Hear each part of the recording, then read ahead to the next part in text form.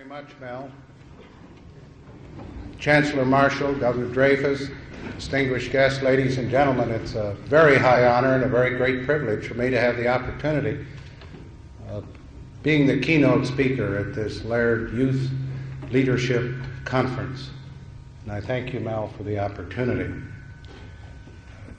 I should also thank Mel for his much too kind and far too generous introduction. It's a little different than an introduction I got a week or two ago in Los Angeles. As many of you know, my wife Betty is far, far more popular than I. Her polls were always higher, surveys much better. She probably could have been elected in 1976. And secondly, our son Jack is a prominent California television political commentator in San Diego. And our third son, Steve, is in this soap opera, The Young and the Restless, and is doing very well. Well, the introduction up in Los Angeles went like this. I'm pleased to introduce Betty Ford's husband, Jack Ford's father, and Steve Ford's dad. So I appreciate this kind of an introduction, Mel, a little nicer than the other.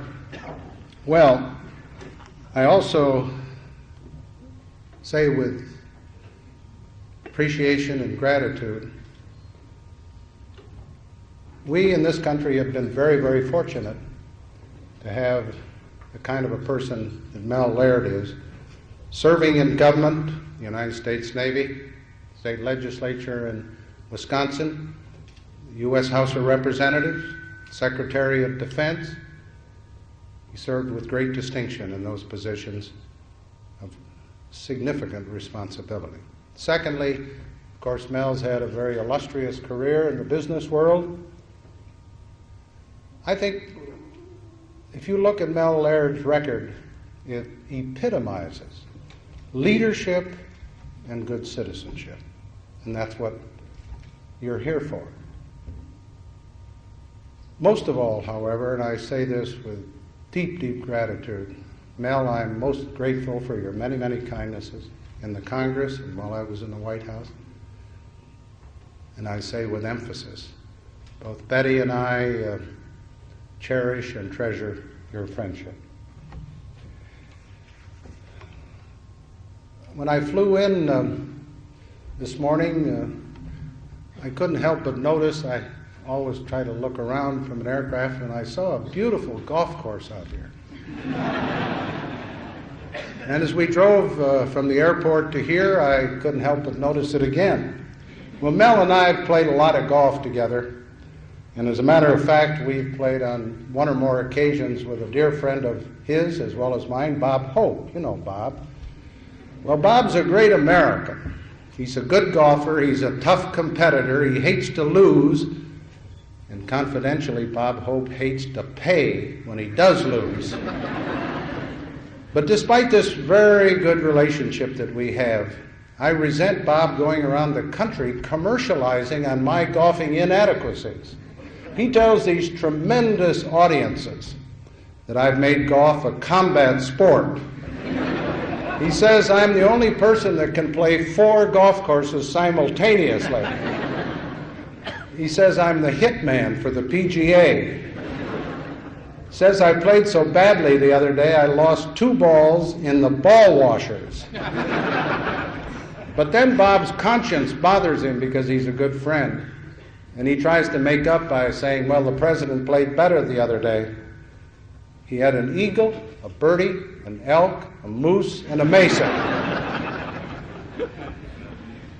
Well, may I say with deep conviction, I'm tremendously impressed with what I've heard about this conference over the years, and I am equally impressed by the kind of students that I've seen and the records that you have.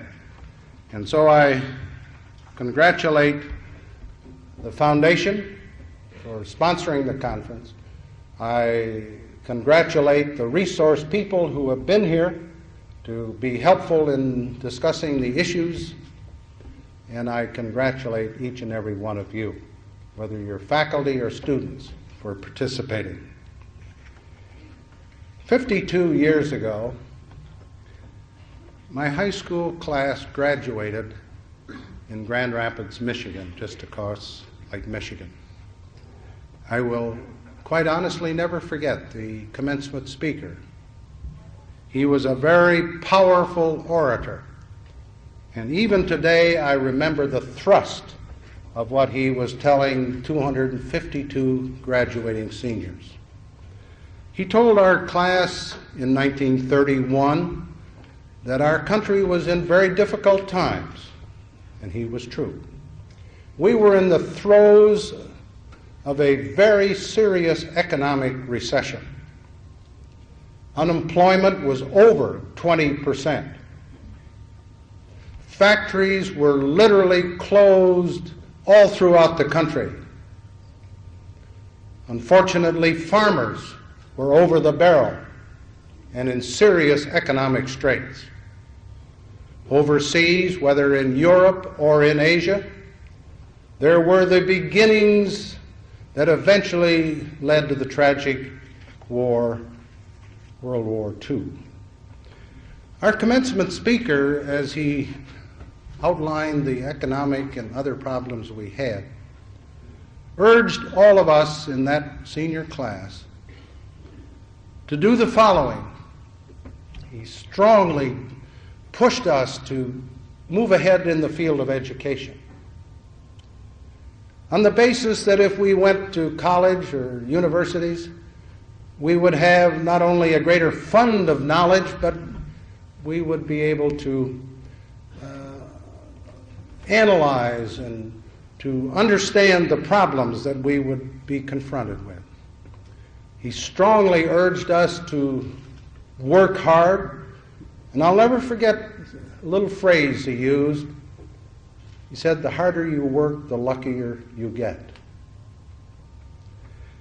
He urged us to organize ourselves on a daily basis, weekly basis, yearly basis, to discipline our daily lives. He urged us to have goals, to have vision, not just be concerned about what's happening today, but look down the road and to have something where you could seek to achieve. He urged us to participate in government so that we could serve others and help our country in whatever way possible. Now, as I look back upon the graduates of that class in 1931, and I have been back to several reunions, it's amazing. The ones who followed his advice have been successful. Not necessarily in a financial way, but the ones who followed his advice became the best tool makers in a General Motor plant. Or they became the best lawyer, or the best doctor, or the best teacher. And the net result, at least it's my impression, they were happier. Now today our nation faces some equally serious problems. We're in the process of coming out of an economic recession. Inflation has dropped significantly in the last 18, 20 months. Interest rates are on the downward slide and will probably go lower. Unemployment, unfortunately, is still too high, but it's apparently stabilized and hopefully will go on a downward slope. On the other hand, we look around the world and there are trouble spots. The Middle East, the Pacific Basin.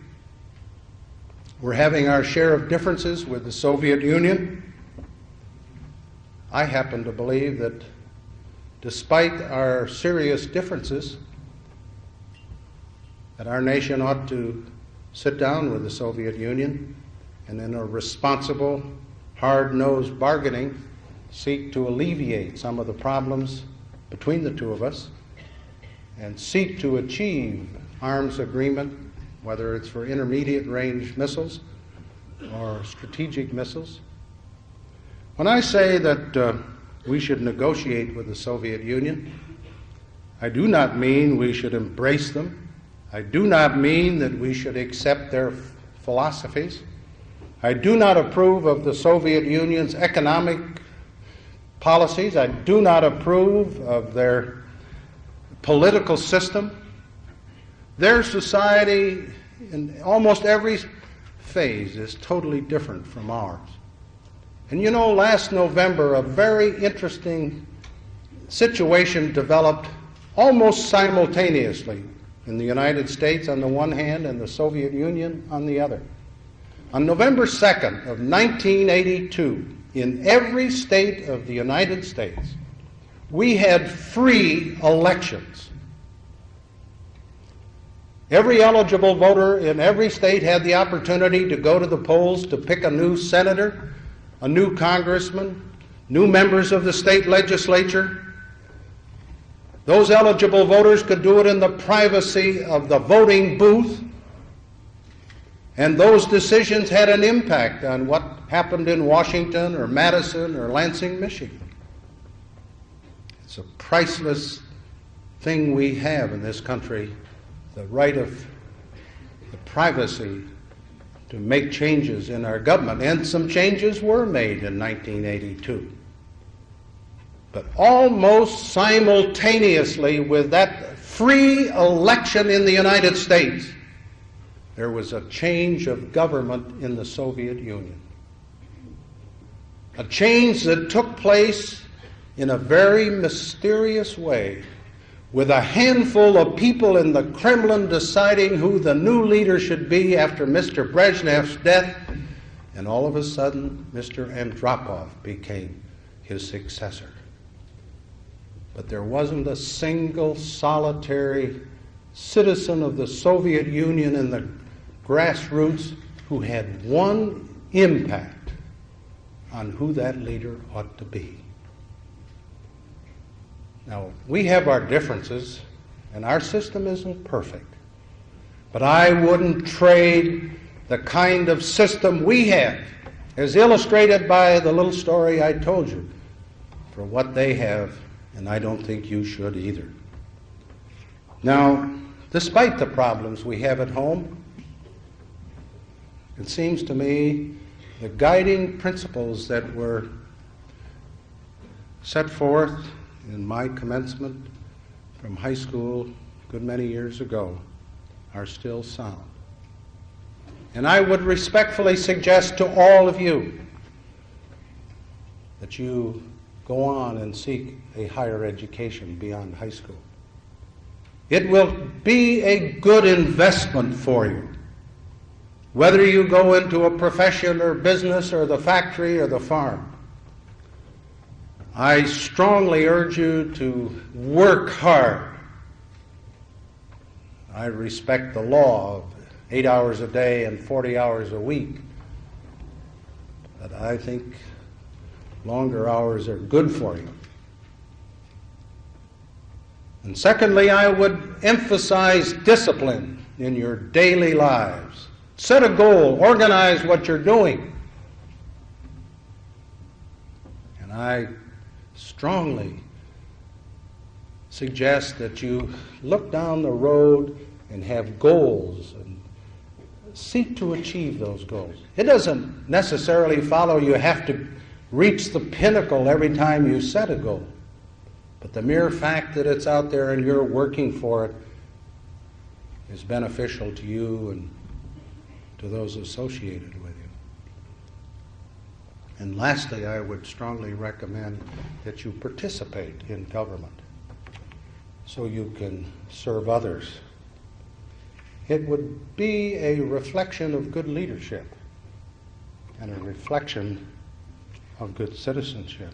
Now, since leaving the White House 6.5 years ago, I've had the privilege of lecturing or teaching at 102 college or university campuses. I've gone to state universities, to private schools, to big schools, to small schools, to black schools, 4 of them, Dillard, Tuskegee, Lincoln, and Bethune-Cookman. And in the process, I've had a wonderful, exhilarating experience teaching some 600-plus classes, answering more than 6,000 questions from students and faculty. I have a grassroots feel for how our youth today are moving, what direction, what their aims, ambitions are. And I'll make just one summary comment. Having gone through this experience, I say to those of my generation, and I'll say it to you because I want to compliment you. When the reins of government at the local, the state, or the national level are in your hands, our country will be well served. I congratulate you and commend you. Yes, with you at the helm and the governmental tools we have, I think our country will do well. Abraham Lincoln once said that America is our last best hope. And Sir Winston Churchill once said, and I'll paraphrase it, that democracy is the worst form of government in the history of mankind, except it's better than any other that's ever been tried. Well, the tools of government are there. And with the kind of good citizenship and leadership that you and thousands like you have, I'm optimistic about the future. But every once in a while, if you read the newspapers in the morning or hear radio and television, you tend to get a little despondent and discouraged. Let me conclude before we get to the questions and answers by saying the following. History tells us that our country was born in adversity.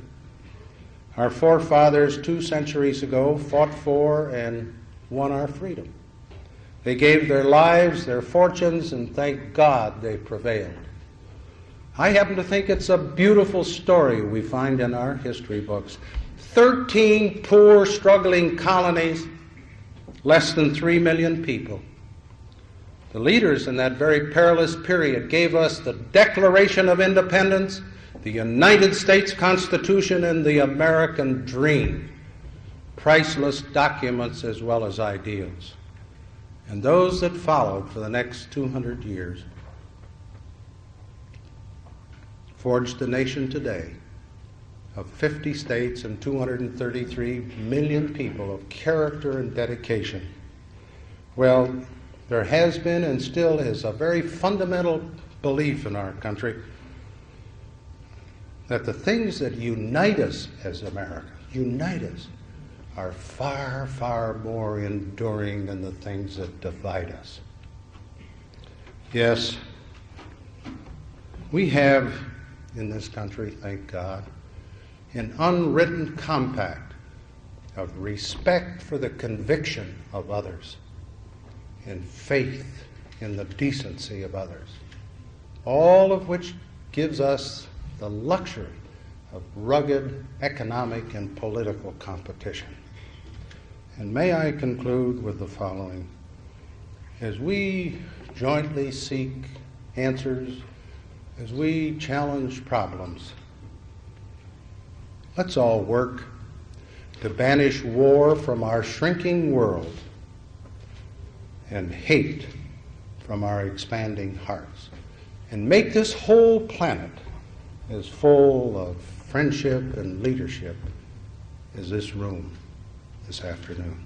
Thank you very much.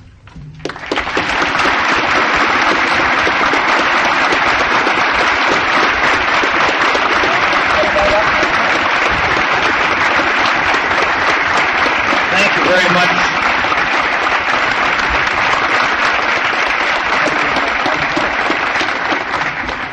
President Ford, we have microphones in various locations, and we will, if the student from the high school would identify the school and their name, it would be appreciated by all of us. I think it would be just better procedure, President Ford, if you just took over here and I sat down. First time he ever said he would sit down without my telling him to, see? Okay, where's number 1? Well, step up to the PA system or speak loudly. If they move to the the speakers, there are speakers in the middle of the room and up here at the front. So if you could line up. Don't be shy Who now. will be the second question? And don't be hesitant. I'll be embarrassed if you do or are. Yes.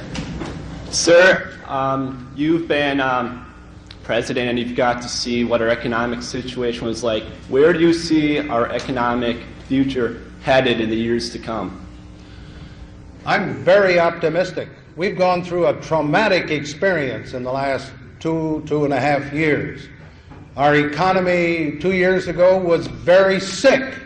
We had inflation of 13.5%. We had prime interest rate of 21%. We were on the brink of a serious recession. In fact, I happen to think we had economic pneumonia in 1981. And this, when you are that sick, you need strong medicine to cure the difficulties. We're now seeing the benefits of strong medicine. And as I travel around the country, and I travel much too much, I see those dark economic clouds beginning to break up, the sun starting to come through, and the good plants coming up in the springtime that are going to show economic headway in the months ahead. The one real problem that I see is the $200 billion federal deficit in this fiscal year. That's serious but manageable. What concerns me is the back-to-back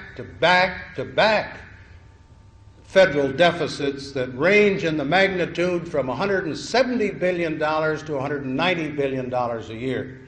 The Congress and the White House have an obligation to get those out-year deficits under control, and the projections in the President's budget or in the Democratic budget in the House are not satisfactory.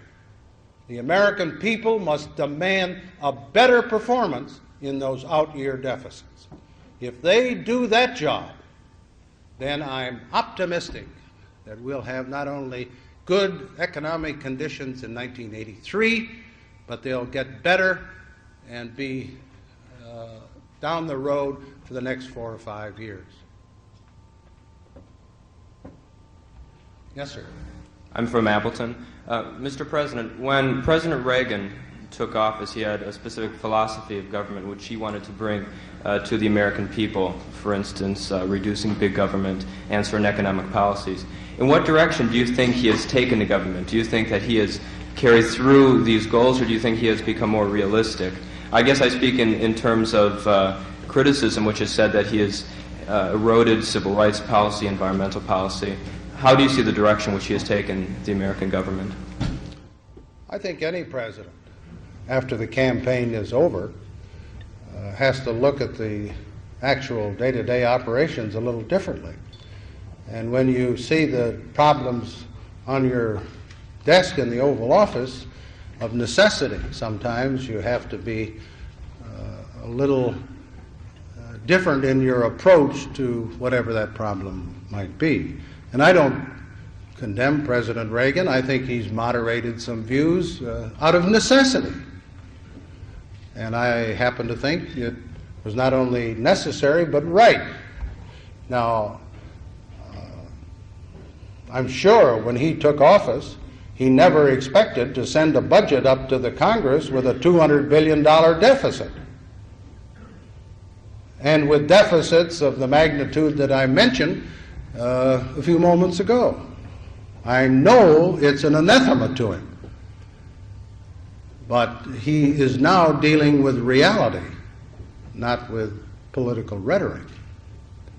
And he's no different than any other presidential candidate.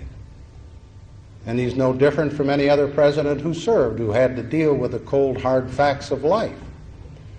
I happen to strongly support the defense program that the president has proposed. I believe in the $1.6 trillion program. And I support the various weapon systems that he has advocated. I do have a difference. I think it would have been smarter and still would be smarter.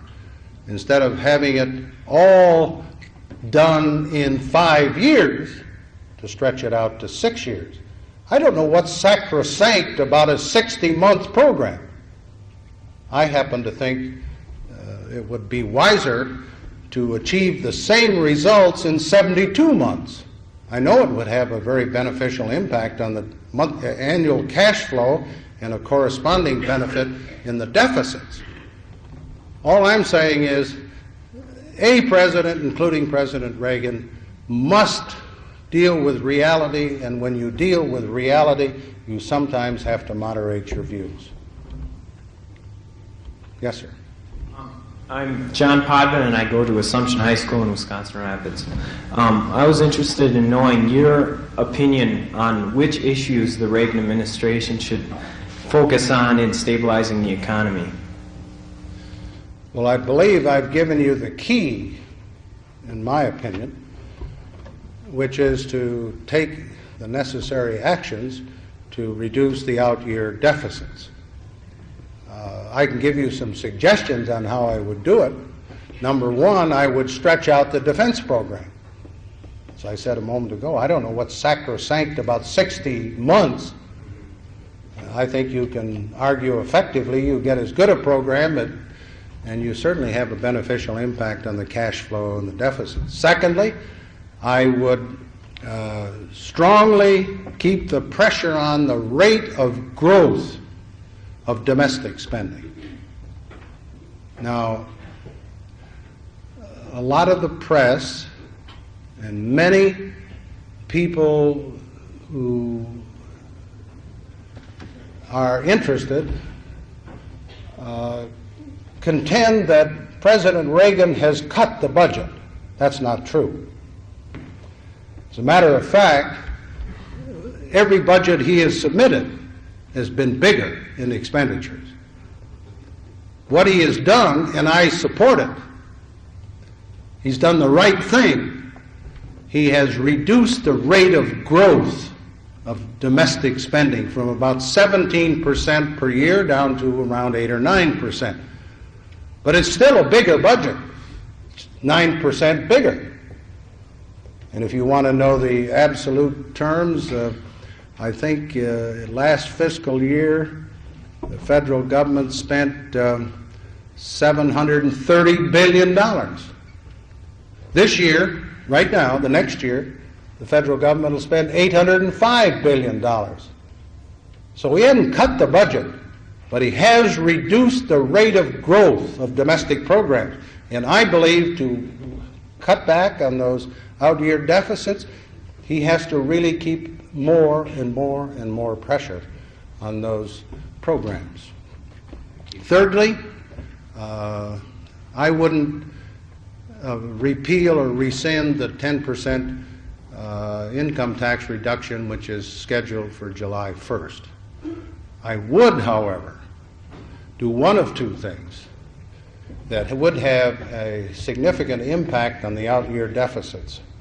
One of two choices. You either rescind the indexation, which is scheduled to go into effect January 1, 1985, or the president should impose a $5, $8, or $10 import duty on foreign crude oil. One or the other. We need the revenue to moderate those out-year deficits. Thank you. Yes. I know that during your administration, the Middle East was a very volatile issue with the 1973 war just being over. What's your position on that now? What do you think should be done Okay. to get them together? Well, since 1974, we first had the disengagement of the Yom Kippur War. We had the Sinai II Agreement, which my administration helped to negotiate between the Egyptians and the Israelis. We've had Camp David, which President Carter helped to negotiate between the Egyptians and the Israelis. We now have a proposal by President Reagan submitted in September of 1982 which is, I think, the only viable negotiating position from which all parties can begin. And it's mandatory for all parties to get to the bargaining table. I think it was a mistake for Mr. Begin to give President Reagan's proposal the back of his hand, which he did. I think the moderate Arabs were much smarter to say there were some good things, yet some bad things, and say that the plan ought to be analyzed, looked at. I think it's essential to get the parties to the bargaining table, and that includes King Hussein of Jordan. I noticed over the last several days King Hussein and Arafat have been meeting in Jordan to try and work out some way in which the king can represent the PLO or have some PLO representation. It's important to get the King of Jordan at that bargaining table. Put in a little plug for the February issue of Reader's Digest. Well, Mel Laird suggests that everybody ought to read the joint article which President Carter and I authored in the Reader's Digest for January, Mel, not February. It's a good article, and it answers more effectively the question you ask. And one other thing. I do not understand why we can't get our Israeli friends and Syrian people and what remnants there are of the PLO out of Lebanon, and why we cannot somehow put a viable government together in Lebanon. That has to be settled maybe prior to or at least simultaneously with the negotiations involving President Reagan's proposal. Do you think they'll ever get together and negotiate this? Do you ever foresee that? I'm always an optimist. I can say this, if they don't get together, if we don't get them at the bargaining table and make some headway, you'll have the 5th bloody war in the Middle East, and that would be a catastrophe, and everybody ought to understand that. If they want that, then they ought to stay away from the bargaining table. And therefore, it's highly important in my judgment to get people to understand that negotiations are far, far better than a 5th bloody war in the Middle East. Thank you very much. Oh, yes. Hi. I've been listening to you here this afternoon, and I get the impression that you're a very decent man. And I've been wondering. That's very kind of you. There are some people who don't agree with that. Well, I really think you are. Anyway, I've been wondering, and I think maybe some other people have also been wondering, what perhaps you think are the qualities that a president should have to run the country efficiently? Well,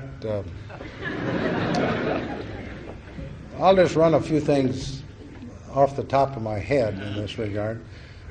It's my judgment that a president has to have absolute integrity and honesty. If you don't have that, pretty soon the public catches up with you. They catch up with you enough otherwise, but if you're not honest and don't have integrity, that you're doomed. Secondly, I do feel that you have to have some exposure, experience in the many, many problems that you're faced with every day in the Oval Office, whether it's domestic or international. I happen to believe, and I'm not being critical of any individual, I happen to believe the U.S. Congress is the best training ground for that kind of experience. Anybody who served, as Mel Laird did, on the Defense Appropriations Committee was eminently qualified after, 10 or 12 years on that subcommittee to go over to the Defense Department. He knew more about the Defense Department than most admirals or generals when he went over there, because he served in the Congress. And a president who has that kind of exposure, whether it's in this area or the other, starts out with a big, big advantage.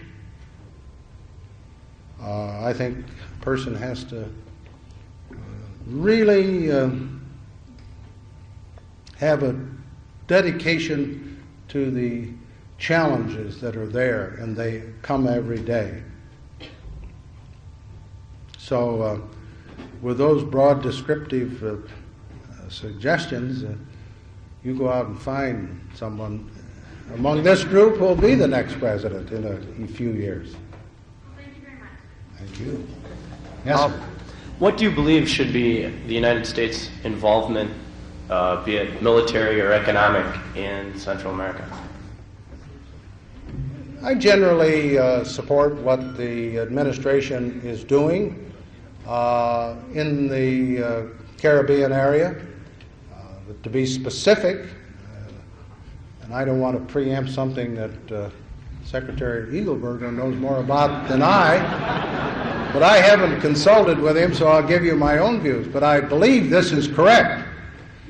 Our policy we're following today is roughly the same that was initiated 4 years ago by President Carter, when the decision was made by President Carter that we ought to go for free elections, a democratic society, and we weren't going to get in bed with either the extreme leftists or the extreme right. And the election was held, and we are currently trying to support that government that was elected, and we are seeking to expedite a free election, hopefully this year, isn't it correct, Larry? And to get the parties, whether they're left or right, to participate in a free election.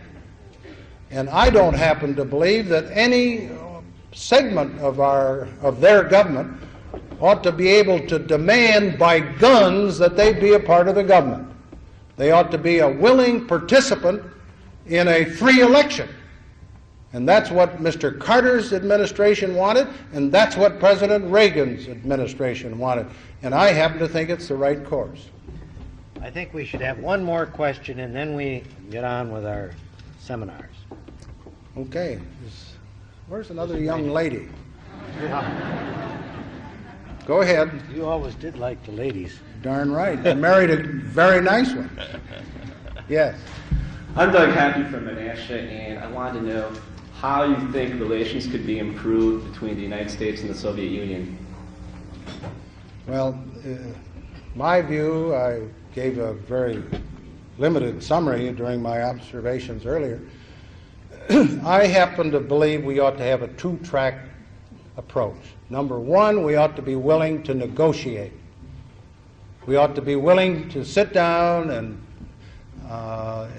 after adequate preparation, to negotiate whether it's strategic weapons or intermediate range weapons, or whether it's mutual and balanced force reductions, etc. However, in the interim, I strongly believe we ought to strengthen our Defense Department, because there is no question in my mind that our strategic forces are no better than equivalent to the Soviet Union, and our conventional forces are outside of the Navy are undermanned and undergunned. So I would be willing to talk with them about any one of those major issues, and hopefully would seek some agreement. But on the other hand, while we're going through the negotiating process, I think we have to take certain actions to strengthen our military capabilities so we have a margin of safety. And one final comment I would like to emphasize very, very strongly. We don't have the Defense Department, the Army, the Navy, the Air Force, and Marines solely for the purpose of war. Their better justification is we want them strong to maintain the peace, to deter aggression, and to be prepared to meet any contingency. Our military capability is more directed at the maintenance of peace, not for the purpose of waging war. And we ought to guide ourselves in trying to support that kind of a program so we can have peace in the future. Thank you very much.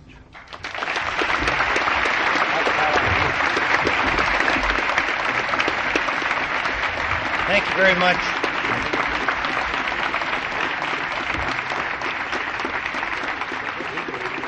President Ford, thank you.